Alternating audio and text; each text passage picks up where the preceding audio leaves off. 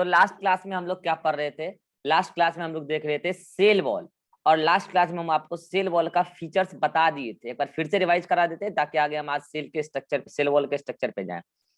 हम आपको बता रहे थे फीचर ऑफ सेल वॉल में सबसे पहली बात तो यही पॉइंट याद रखना है कि सेल वॉल किसने डिस्कवर किया है, तो आंसर रॉबर्ट हुक ही जाता है। रॉबर्ट हुक क्यों जाता है, क्योंकि याद कीजिए जो उस टाइम सबसे पहला सेल डिस्कवर किया था किसने, रॉबर्ट हुक ने, तो उनको क्या दिखा था कि आउटर मोस्ट जो लेयर है, आउटर मोस्ट लेयर, उसमें सुबेरिन का लिग्निन का सुबेरिन का स्पेशली डिपोजिशन था और वो डेड लेयर थी, और मतलब उसमें सुबेरिन का डिपोजिशन था, इसकी वजह से सेल डेड हो गई थी। तो इसी कदर सेल वॉल का सबसे पहले डिस्कवरी तो रॉबर्ट हुक ने ही किया है, ठीक है। तो रॉबर्ट हुक जाता है इसका फर्स्ट डिस्कवरी का क्रेडिट किसका, सेल वॉल का, फर्स्ट ऑब्जर्व्ड बाय या first discovered by, first observed by Robert Hooke, ठीक है, सेल वॉल।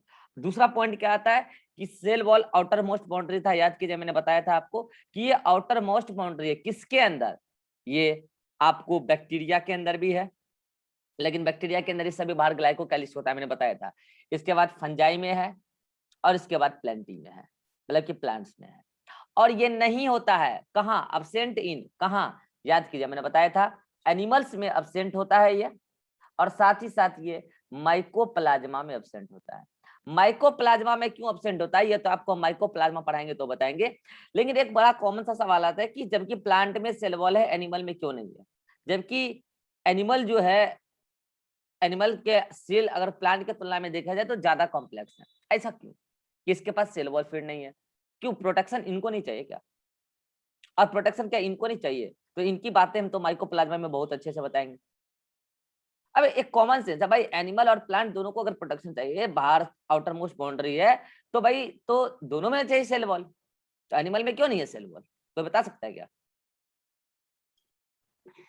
Yes sir. क्या सर प्लांट में ज्यादा ऑस्मोसिस वगैरह नहीं होता है, क्योंकि जो उनको एयर चाहिए होता है वो तो मिल ही जाता है, जो जैसा आपने रिस्पिरेशन में एक्सप्लेन किया था वो एटमॉस्फेयर में एक्सपोज होते हैं, लेकिन एनिमल सेल में फ्रीक्वेंटली ऑस्मोसिस वगैरह की जरूरत पड़ता है, तो सेल वॉल अगर रहेगा तो उसमें तो दिक्कत हो सेल जाएगी। कल तो मैंने सिखाया था कि सेल वॉल परमिएबल लेयर होती है, 4 टाइप की लेयर बताया था मैंने, याद कीजिए। एक बताया था इम्परमिएबल, एक बताया था परमिएबल, एक बताया था सेमी परमिएबल, और एक बताया था सेलेक्टिवली परमिएबल। तो सेल वॉल तो परमिएबल है, वाटर भी आ सकता है, मतलब सॉल्वेंट सॉल्यूट सब आ सकता है, नो डाउट, कोई दिक्कत नहीं है इसमें। और सर दूसरा रीजन सर, एनिमल में मेटाबॉलिक एक्टिविटी पहले बात कुछ वो पहला ज्यादा रीजन है। था ही नहीं, वो गलत रीजन था, दूसरा बोलिए। हाँ, ये sir metabolic rate sir high होता है एनिमल में, तो उससे और सेल वॉल प्लांट का में लेना देना क्या है, उससे अच्छी बात है ना, प्रोटेक्शन और ज्यादा चाहिए अगर मेटाबॉलिज्म हाई है तो।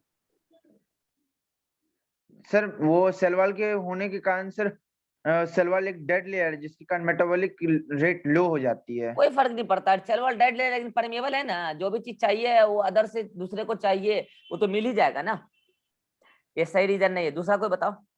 सर हाँ, सर हम जगह स्किन मतलब पोर स्ट्रक्चर रहता है जिसकी वजह से ऑक्सीजन लेने में हेल्प होता है। तो सेल वॉल हो जाता है तो क्या दिक्कत है, सेल वॉल से भी ऑक्सीजन सर आता जिससे जाता है, नो प्रॉब्लम। तो सर जिससे प्रॉब्लम हो जाएगा सर, ऑस्मोस मतलब हम लोग को मतलब एयर लेने में प्रॉब्लम हो जाएगा, एक तरीके से पैक हो जाएंगे हम सब। नहीं तो प्लांट प्लांट भी तो हमने तुम रेस्पिरेशन नहीं पढ़े हो, पढ़ते तो बताते, बाद में दूसरा जब पढ़ाएंगे तुम लोग तो बताएंगे। रेस्पिरेशन में बताया था प्लांट का कई सारा प्लांट पार्ट जो होता है डायरेक्टली एनवायरनमेंट से O2 लेता है, CO2 छोड़ता है, सेल वॉल से आता है O2 CO2 जाता है, क्योंकि उसमें सेल वॉल में मैंने बताया ना पोर है, तो उससे O2 CO2 जाएगा आएगा, कोई नो प्रॉब्लम। अब हम बताते हैं सही रीजन क्या है, सुनो सुन लो, अब मत बोलो कोई, सही रीजन क्या है। हाँ बोलो। सर ये हो सकता है क्या सर, हम लोग का स्किन ज्यादा सॉफ्ट होता है सर, उसका हार्ड नहीं होता है प्लांट नहीं, का, इस गलत वजह से गलत, होता है। चलो तो गलत रीजन है, सुनो। अब ये बात नोट्स में लिख लेना क्योंकि सभी बच्चे का जवाब गलत आ रहा है, ठीक है। तो ये जहां pay feature of cell wall लिखे होगे ना, कल जब बताए थे लिखने के लिए, तो फीचर ऑफ सेल वॉल के नीचे ये क्वेश्चन अराइज कर लेना, लो क्वेश्चन लिख देते हैं। क्वेश्चन क्या लिख लेना अपने मन से, why cell wall present only, ऐसे लिखो, why cell wall present in any, sorry in plants and why not in animals, ऐसे सवाल लिख लेना और इसका जवाब हम बता देते हैं, अपने मन से लिख लेना, ठीक है। जवाब इसका क्या सुनो, अरे भाई सेल वॉल का काम क्या, प्रोटेक्शन देना ना। Cell wall outermost boundary इसलिए प्रोटेक्शन देता है, मैंने सिखाया है कि आउटर मोस्ट बाउंड्री इसलिए प्रोटेक्शन देता है, ये प्रोटेक्शन देता है। तो सवाल ये है कि सेल वॉल, ईरान बीच में भागा था क्या? सर आवाज गड़बड़ हो गया था। यही वाईफाई करो से नहीं तुम, पढ़ रहा हूँ, हॉटस्पॉट से पढ़ रहा हूँ। यही क्यों, वाईफाई से क्यों नहीं पढ़ रहे हो? बैलेंस खत्म हो गया उसका, आज भर जाएगा। हाँ तो इसका जवाब क्या था कि हाँ आउटर मोस्ट बाउंड्री तो प्रोटेक्शन दे रहा है क्योंकि हार्ड है, रिजिड है, नो प्रॉब्लम। हार्ड रिजिड अगर हमारे हर सेल में भी होता तो क्या दिक्कत था, कोई दिक्कत नहीं था। लेकिन भाई हमको क्यों चाहिए प्रोटेक्शन ऐसा हार्ड और रिजिड वाला? हमको अगर मैकेनिकल डैमेज से बचना है, हमको अगर मैकेनिकल डैमेज से बचना है तो हम मैकेनिकल डैमेज जहां लगेगा वहां जाएंगे ही नहीं।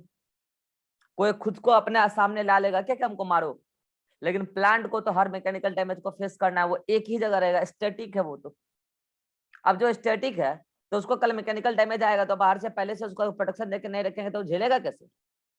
और हमको मैकेनिकल डैमेज अगर आने लगा तो हम भाग जाएंगे यहाँ से, कोई भी एनिमल भाग जाएगा वहां से, मूवमेंट शो करता है। तो आंसर ये होगा animal show movement and escape themselves from any mechanical damage while plant can't show movement. So for the protection against mechanical damage, cell wall is present in their cell. यही answer, as it is line लिख देना notes में, video सुन के बोल दीजिए, ठीक है। तो ये हो गया। बाकी माइकोप्लाज्मा में क्यों नहीं होता वो माइकोप्लाज्मा पढ़ाएंगे तो बता देंगे, ठीक है। तो ये कॉमन सा सवाल है, कोई पूछ लेता है आपसे, ठीक है। नेक्स्ट हमने कहा था कि सेल वॉल डेड लेयर होती है, क्योंकि ये डेड लेयर होती है इसीलिए ये माइक्रोबियल इन्फेक्शन के अगेंस्ट प्रोटेक्शन देती है। याद करो मैंने ये भी सिखा दिया था, है ना। उसके बाद मैंने तुम्हें और भी सारी बातें, ये सब बात सिखा देने के बाद मैंने कहा था कि हम नेक्स्ट क्लास में क्या पढ़ेंगे, सेल वॉल का कंपोजिशन पढ़ेंगे आज हम। ये सारी बातें मैंने बता दी थी। अच्छा अगर कोई तुमसे बोले सेल वॉल का फंक्शन बोलो, अरे यार फीचर में ही तो दो फंक्शन बता दिए, प्रोटेक्शन अगेंस्ट मैकेनिकल डैमेज। लो अलग से हेडिंग डाल देते हैं, तुम भी खुश हो जाओगे, लो खुश हो जाओगे। फंक्शन ऑफ सेल वॉल, लो function of cell wall, at least 3-4 function तो बोल ही सकते हो, 2 फंक्शन तो बता ही चुके हैं। पहला फंक्शन क्या लिखोगे, प्रोटेक्शन अगेंस्ट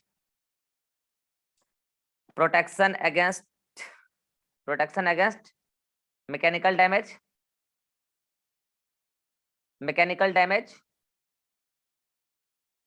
दूसरा फंक्शन क्या बोलोगे, दूसरा फंक्शन बोलोगे protection against microbial infection, protection against microbial infection, है ना। और तीसरा फंक्शन बता रहे हैं, आप अपने घर का दीवार का जैसा शेप दिलवाए होंगे, घर आपका वैसा ही दिखता होगा जैसा आपने बनवाया होगा। तो सेल वॉल की जैसी शेप होगी, सेल का शेप वैसा ही होगा। अब मैं बार बार सेल वॉल प्लांट में इस टाइप का बनाता हूँ, तो अगर सेल वॉल का ऐसा शेप है तो सेल ऐसा दिखेगा। सेल वॉल का अगर इस टाइप का शेप आ गया फाइनली तो इस टाइप का सेल दिखेगा।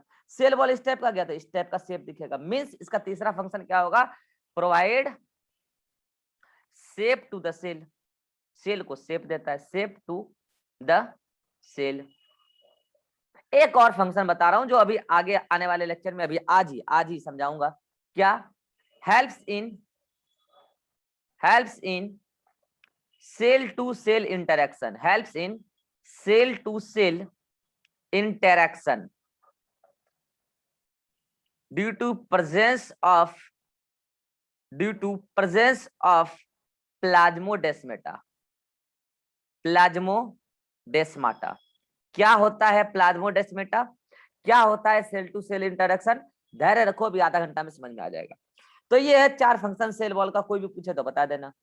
तो अब क्या है कि नोट्स में क्या है ना, कि नोट्स में ये सारी कंटेंट, ये पूरा सेल वॉल का फीचर और उसके बाद ये पूरा फीचर एक ही रो में मिक्स करके लिख दिया है।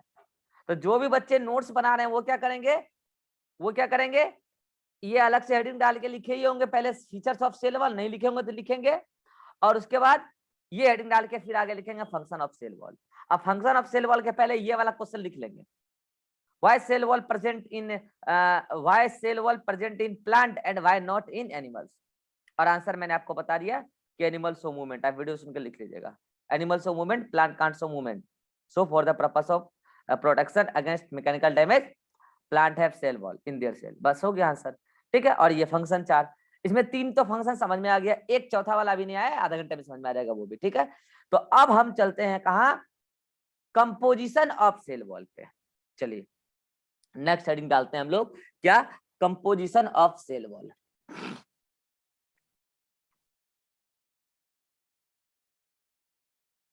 Composition of cell wall, cell wall की कंपोजिशन। अब साहब मैंने बताया सेल वॉल अलग अलग ऑर्गेनिज्म में पाए जाते हैं, तो मैं आज आपको 5 अलग अलग ऑर्गेनिज्म में सेल वॉल की कंपोजिशन भी बताऊंगा, अलग अलग। यहाँ देखो मैं बता रहा हूं आपको, सेल वॉल की कंपोजिशन भी अलग अलग। ये देखो, एक ये बताऊंगा बैक्टीरिया के अंदर, 2 ये बताऊंगा आपको प्लांट्स के अंदर, 3 प्लांट्स में ही एक और मेंबर जिसका नाम है क्या, जिसका नाम है एल्गी, इसलिए मैं उसको इसी से निकलता हुआ दिखा दूंगा एरो, ताकि समझ में आए कि उसी का मेंबर है। उसके बाद प्लांट्स हो गया, बैक्टीरिया, प्लांट्स, एल्गी, फिर फंजाई, पहले फंजाई ले लेते यार, छोड़ो, ये फंजाई ब्लैक वाली, फिर उसके बाद प्लांट्स, ठीक है, और फिर प्लांट्स से ही उसी का एक मेंबर क्या, algae, here this one is algae. ठीक है, और इतने में ही होता है, क्या क्या हो गया, बैक्टीरिया हो गया, फंजाई हो गया, प्लांट्स हो गया, एल्गी हो गया, और तो कोई बच नहीं गया, बस दैट्स ऑल। अब आओ सबका देखते हैं, सबका देखते हैं। पहले बैक्टीरिया के अंदर देख लेते हैं सेल वॉल का कंपोजिशन क्या होता है, कैसे बनता है, फिर देख लेंगे फंजाई का, है ना, फिर देख लेंगे प्लांट्स का, मगर आपको पता है आरएच विटेकर के अकॉर्डिंग एल्गी भी प्लांट्स है, लेकिन एल्गी के अंदर अलग कंपोजिशन होता है सेल वॉल का, तभी तो अलग एरो दिए है ना। तो ये 4 अलग अलग ऑर्गेनिज्म में अभी मैं आपको बताऊंगा सेल वॉल की कंपोजिशन। और मैं बता दूं बच्चों, अलग अलग ऑर्गेनिज्म में सेल वॉल की कंपोजिशन अलग अलग। और आइए देखते हैं किसमें क्या है सेल वॉल का कंपोजिशन। अगर हम आपसे बात करेंगे बैक्टीरिया के अंदर, तो बैक्टीरिया के अंदर सेल वॉल बना होता है पेप्टाइडोग्लाइकेन का, किसका, पेप्टाइडोग्लाइकेन का। अगर मैं आपसे बात करूंगा कि फंजाई के अंदर सेल वॉल किसका बना होता है, यहां बना होता है काइटिन का, किसका बच्चे, काइटिन का। यदि मैं आपसे बात करूंगा कि प्लांट्स के अंदर सेल वॉल किसका बना होता है, तो बना होता है सेल्यूलोज का, हेमी सेल्यूलोज का, हेमी सेल्यूलोज का, पैक्टीन का, पैक्टीन का, cellulose, hemicellulose, pectin, protein का और लिपिड का। इतना चीज होता है, अभी सब कुछ बताएंगे कौन क्या है। लेकिन वहीं अगर मैं एल्गी के अंदर बात करूंगा, तो यहां बना होता है सेल्यूलोज का, सेल्यूलोज का, पैक्टीन का, cellulose, pectin, galactans, mannans, galactan, mannans, MANNANS, mannans and minerals. और मिनरल्स में अगर मैं बात करूं तो कैल्शियम कार्बोनेट वगैरह, कैल्शियम कार्बोनेट या सिलिकम SiCO3, सिलिका कार्बोनेट, ये सब होते हैं। आओ एक एक करके समझाते हैं किसके अंदर जो ये तो आपको एडिटीज याद रखने हैं, आते हैं एग्जाम में खूब आते हैं ये सब। ठीक है, तो आइए पहले सबसे पहले समझते हैं कि व्हाट इज पेप्टाइडोग्लाइकेन, जिसका की बना हुआ है बैक्टीरिया का सेल वॉल। एक्चुअली पेप्टाइडो वर्ड आज के बाद कभी भी बायोलॉजी में आ जाए तो आप इस पेप्टाइडो का मतलब समझेंगे पेप्टाइड बॉन्ड। क्या समझेंगे बच्चे, पेप्टाइड बॉन्ड। और मैं बता दूं बच्चे आपको, peptide bond is a chemical bond which present in, मैं बता दूं बच्चों, ये प्रोटीन में होता है, ये प्रोटीन में होता है। इसका मतलब आज के बाद जब भी आपके सामने पेप्टाइडो वर्ड आएगा तो आपके दिमाग में क्या आना चाहिए कि यह प्रोटीन के लिए वर्ड यूज किया गया है। दूसरा वर्ड इसमें क्या है, ग्लाइकेन्स। एक्चुअली ग्लाइकेंस का मतलब होता है कार्बोहाइड्रेट। क्या मतलब होता है? कार्बोहाइड्रेट। आपको मैं सेल के बाद चैप्टर पढ़ाऊंगा एक बायोमोलिक्यूल्स, मैं वहां पे आपको सारे बायोमोलिक्यूल्स के बारे में बताऊंगा। कार्बोहाइड्रेट क्या होता है, कौन कौन से टाइप के कार्बोहाइड्रेट होते हैं, प्रोटीन क्या होता है, उसका स्ट्रक्चर क्या होता है, लिपिड क्या होता है, सब पढ़ाएंगे, डोंट वरी। तो पेप्टाइडो का मतलब क्या? Peptide bond. पेप्टाइड बॉन्ड कहाँ होता है? प्रोटीन में। और यहाँ ग्लाइकेन का मतलब क्या? कार्बोहाइड्रेट। तो अब बात आती है कि सर प्रोटीन के नाम पर यहाँ कौन सा प्रोटीन है? तो सुनो, प्रोटीन के नाम पर यहाँ है N acetyl muramic acid, NAM, N acetyl muramic acid NAM, NAM, N acetyl muramic acid. और कार्बोहाइड्रेट के नाम पर है NAG, N acetyl glucosamine. Notes में आपको फुल फॉर्म लिखा मिलेगा, N acetyl muramic acid, N acetyl muramic acid, N acetyl glucosamine, N acetyl glucosamine. ये ग्लूकोसामिन जो है, ये एन एसिटाइल ग्लूकोसामिन पूरा का पूरा कार्बोहाइड्रेट कंपाउंड होता है। और ये एन एसिटाइल म्यूरेमिक एसिड ये पूरा का पूरा क्या होता है? प्रोटीन होता है। आपको पता है बच्चों, मान लो कि मैं इसको क्या मान रहा हूं, सपोज दैट कि यह एक क्या है? नाग है, यह एक नाग मॉलिक्यूल है, ऐसे मैंने इसको इससे रिप्रेजेंट किया। और सपोज दैट कि यह एक नाम मॉलिक्यूल है। पता है ये नाग नाम नाग नाम नाग नाम आपस में केमिकल बॉन्ड के माध्यम से जुड़ जाते हैं ना बच्चे, तो बन जाता है पेप्टाइडोग्लाइकेन। मैं बना के दिखा दूं पेप्टाइडोग्लाइकेन कैसा होता है। देखो मैं यहाँ पे पेप्टाइडोग्लाइकेन बनाने जा रहा हूँ। मैंने आपको ये तो सिखाई दिया कि पेप्टाइडोग्लाइकेन क्या होता है। पेप्टाइडोग्लाइकेन में प्रोटीन और कार्बोहाइड्रेट होता है। प्रोटीन के नाम पे क्या होता है? एन एसिटाइल म्यूरेमिक एसिड होता है। और कार्बोहाइड्रेट के नाम पर क्या होता है? एन एसिटाइल ग्लूकोसामिन होता है। ये देखो, यह एक नाग मॉलिक्यूल, यह एक नाम मॉलिक्यूल, यह एक नाग मॉलिक्यूल, यह एक नाम मॉलिक्यूल, यह एक नाम मॉलिक्यूल, यह एक नाग मॉलिक्यूल, नाग नाम नाम सॉरी नाग नाम नाग नाम। अब ये सब क्या करते हैं? आपस में केमिकल बॉन्ड से जुड़ जाते हैं। ये देखिए, एक केमिकल बॉन्ड जो नाग नाम को जोड़ रहा है, ये येलो वाली, एक केमिकल बॉन्ड जो नाग नाम को जोड़ रहा है, और एक केमिकल बॉन्ड है, और एक केमिकल बॉन्ड है, देख गुलाबी वाली, जो नाम और नाम को जोड़ रहा है, जो नाम और नाम को जोड़ रहा है, जो नाम और नाम को जोड़ रहा है। अब मैं आपको दोनों बॉन्ड का नाम भी बता देता हूं। जो ये नाम नाम को जोड़ रहा है तो वो तो ऐसे भी जोड़ रहा होगा, इधर this one here, this one here. तो आपको नहीं लगता कि कट्टम कुट्टी बन रहा है? Cross, this one here, this one here, ये तो कट्टम कुट्टी बन गया यार। तो इसी को बोलते हैं हम लोग बच्चे cross peptide bond. Peptide bond मैंने बोला ना, प्रोटीन प्रोटीन के बीच में बॉन्ड होता है पेप्टाइड बॉन्ड। क्रॉस अरे यार क्या लिखा गया? Cross peptide bond, cross peptide bond. तो ये है बच्चे क्या? नाम और नाम के बीच का bond cross peptide bond. Diagram में दिख रहा होगा, ये नाम है और ये नाग है। अब आते हैं ये पीला वाली, ये पीला वाली बॉन्ड का नाम होता है जो प्रोटीन और कार्बोहाइड्रेट के बीच में बॉन्ड बना हुआ है, नाग और नाम के बीच में बना हुआ है। इसका नाम है बीटा 1,4 लिंकेज। क्या नाम है इसका? Beta 1,4 linkage. और बता दूं बच्चे, ये बीटा 1,4 लिंकेज का क्यों नाम पड़ा है आपको डिटेल में बताएंगे बायोमोलिक्यूल्स में, घबराइए मत। अभी तो बस आप इतना याद कर लीजिए यार, जब 10th में इतना रट्टा मार के पढ़ते थे। अभी फिलहाल के लिए कुछ दिन के लिए याद रख लीजिए, बीटा 1,4 लिंकेज आपको मैं बताऊंगा बायोमोलिक्यूल में। अभी बस याद रख लीजिए कि बीटा 1,4 लिंकेज नाग नाम के बीच का बॉन्ड है, और क्रॉस पेप्टाइड बॉन्ड यहाँ पे नाम नाम के बीच का बॉन्ड है। नाम मतलब एन एसिटाइल म्यूरेमिक एसिड जो एक प्रोटीन है, एन एसिटाइल ग्लूकोसामिन एक प्रकार का कार्बोहाइड्रेट है। तो ये नाग नाम मिलके ये जो आपको होल स्ट्रक्चर दिख रहा है, दिस वन, ये पूरा का पूरा बैक्टीरिया का सेल वॉल बनाता है। ये होता है बैक्टीरिया का सेल वॉल, प्रोकैरियोट्स के अंदर सेल वॉल।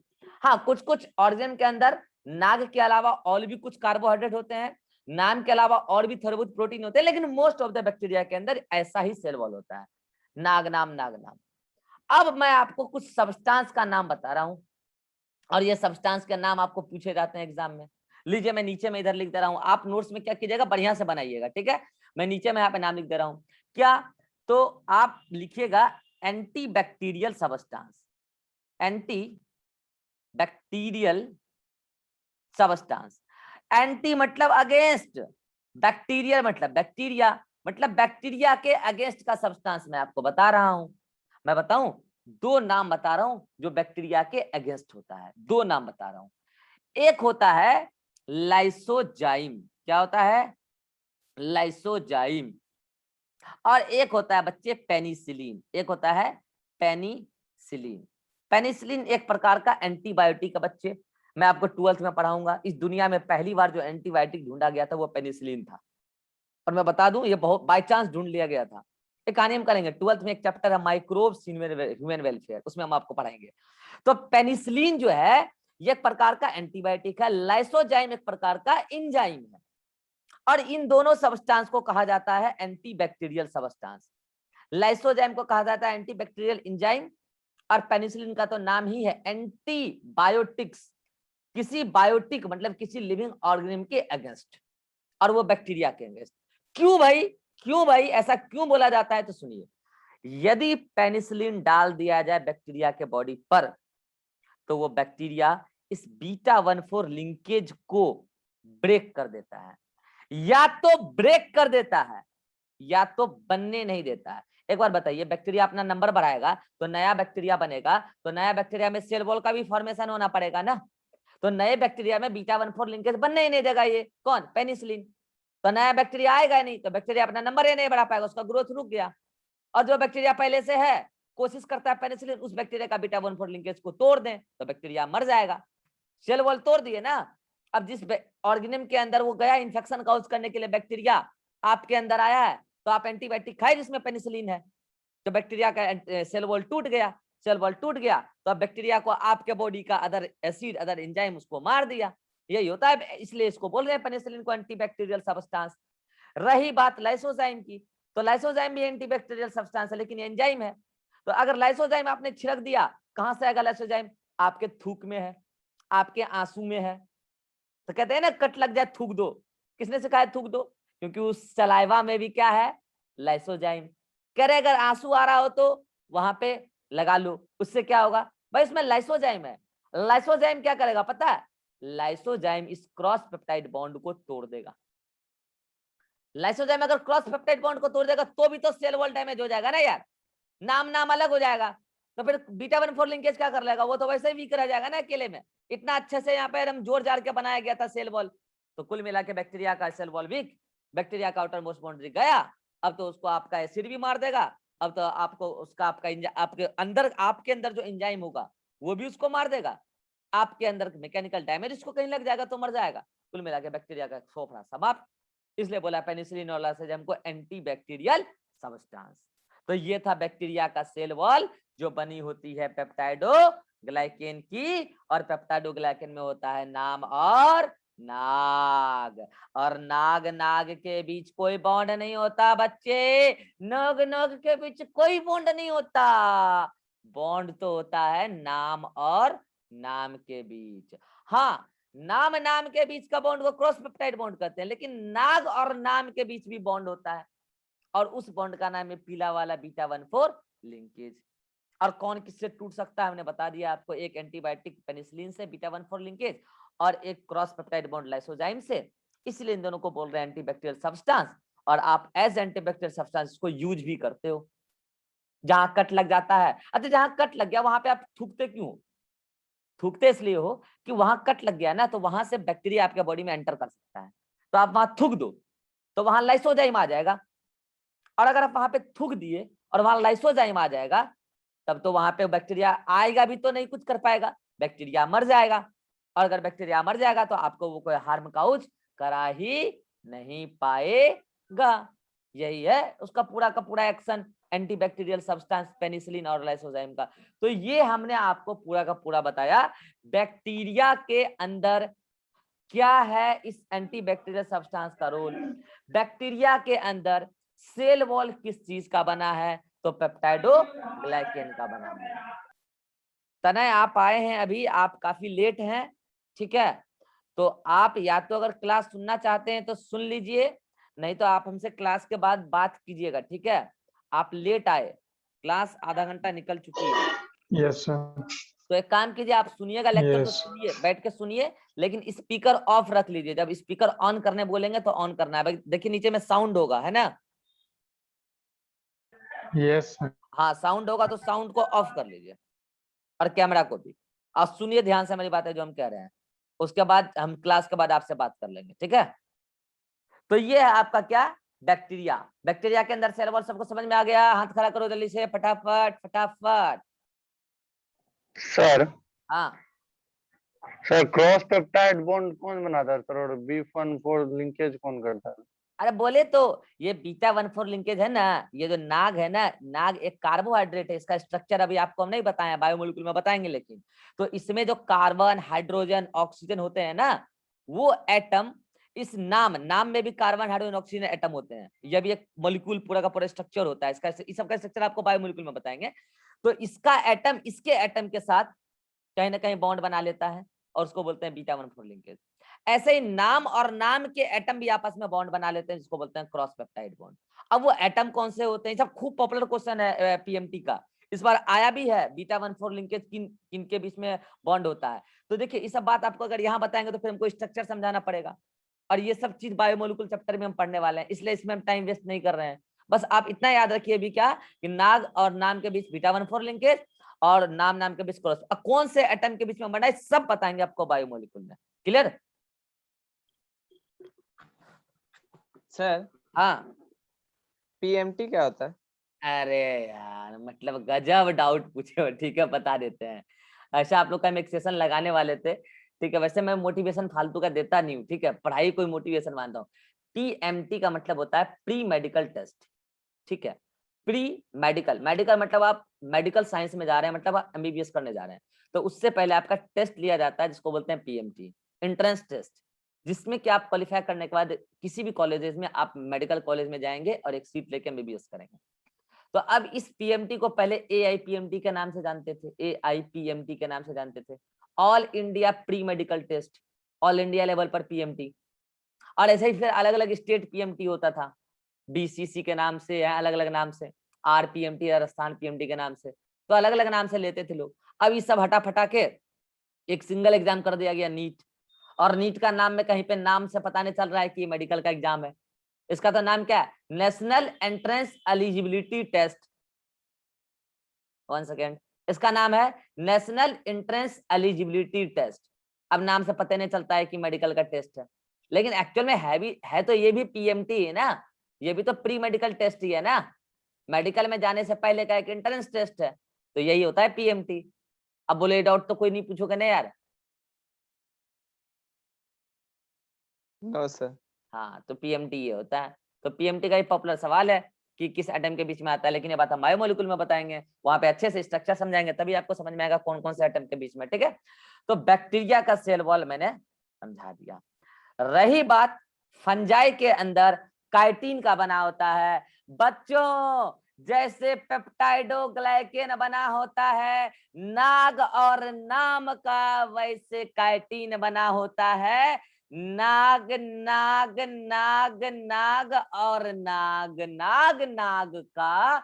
मतलब यदि नाग नाम जुड़ जाए तो पेप्टाइडोग्लाइकेन बनता है, जो बैक्टीरिया की सेल वॉल बनाती है। और यदि नाग नाग नाग नाग नाग नाग नाग नाग नाग नाग नाग जुड़ जाए तो वहां पर काइटिन बनता है, वहां पर भी बॉन्ड होता है, वहां पर भी बॉन्ड होता है।